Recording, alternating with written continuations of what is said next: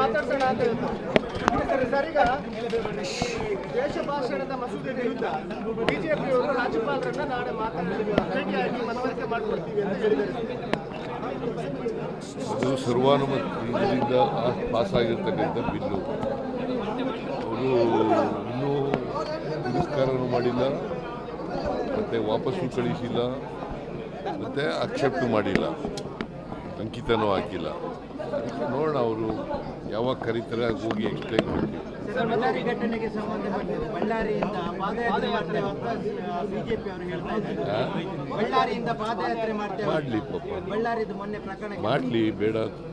Sir, ಈಗ ಆರಂಭದಲ್ಲಿ ನೀವೇ ಪಾದಯಾತ್ರೆ ಮಾಡಿದ್ದು ಸ್ಪೆಸಿಫಿಕ್ ರೀಸನ್ಗೋಸ್ಕರ. ಲೋಕಾಯುಕ್ತ ಅವತ್ತು ಸಂತೋಷ್ ಹೆಗ್ಡೆಯವರು ರಿಪೋರ್ಟ್ ಕೊಟ್ಟಿದ್ರು. ಏನು ಬಳ್ಳಾರಿಯನ್ನು ರಿಪಬ್ಲಿಕ್ ಆಫ್ ಬಳ್ಳಾರಿ ಮಾಡಿಬಿಟ್ಟಿದ್ದಾರೆ, ಮತ್ತು ಇಲ್ಲೀಗಲ್ ಮೈನಿಂಗ್ ಎಲ್ಲ ಮಾಡ್ತಾ ಇದ್ದಾರೆ ಅಂತೇಳಿ ರಿಪೋರ್ಟ್ ಕೊಟ್ಟಿದ್ದೆ. ನಾನು ಅದನ್ನು ಚರ್ಚೆ ಮಾಡಿದಾಗ ಅಸೆಂಬ್ಲಿನಲ್ಲಿ ರೆಡ್ಡಿ ಬ್ರದರ್ಸು ನನ್ನ ಮೇಲೆ ಮೈ ಮೇಲೆ ಬಿದ್ದರು, ಯಡಿಯೂರಪ್ಪ ಮೈ ಮೇಲೆ ಬಿದ್ದರು. ಅದಕ್ಕೋಸ್ಕರ ಪಾದಯಾತ್ರೆ ಮಾಡಿದ್ದೆ ನಾನು. ಇವ್ರು ಯಾವ ಕಾರಣಕ್ಕೋಸ್ಕರ ಪಾದಯಾತ್ರೆ ಮಾಡ್ತಾರೆ? ಏನು ಘಟನೆ ನಡೆದಿದೆ? ಬಾವುಟ ಬ್ಯಾನರ್ ತೆಗೆದಾಕ್ದವ್ರು ಯಾರು? ಬ್ಯಾನರೇ ತೆಗೆದಾಕ್ದವ್ರು ಯಾರು ರೀ? ಅದೇ ಪ್ರಚೋದನೆ ಆದದಲ್ವಾ? ಬ್ಯಾನರ್ ತೆಗೆದೇ ಹೋಗಿದ್ರೆ ಪ್ರಚೋದನೆ ಎಲ್ಲ ಆಯ್ತಿತ್ತು. ಬ್ಯಾನರ್ ಹಾಕಿದ್ದೇನು?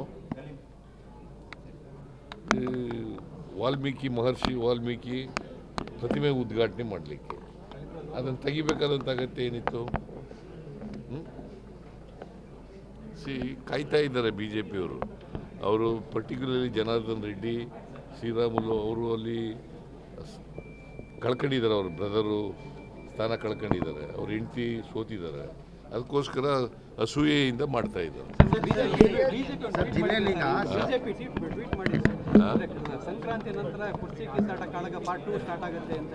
ಕಾಳಗನೇ ಇಲ್ಲ, ನೀವೇ ಕಾಳಗ ಎಲ್ಲ ಕ್ರಿಯೇಟ್ ಮಾಡೋರು. ಎಲ್ಲಿದೆ ಕಾಳಗ? ಎಲ್ಲಿದೆ ರೀ ಕಾಳಗ? ನಿನಗೆ ಕೇಳ್ತಾ ಇದ್ದೀನಿ, ಎಲ್ಲಿದೆ ಕಾಳಗ?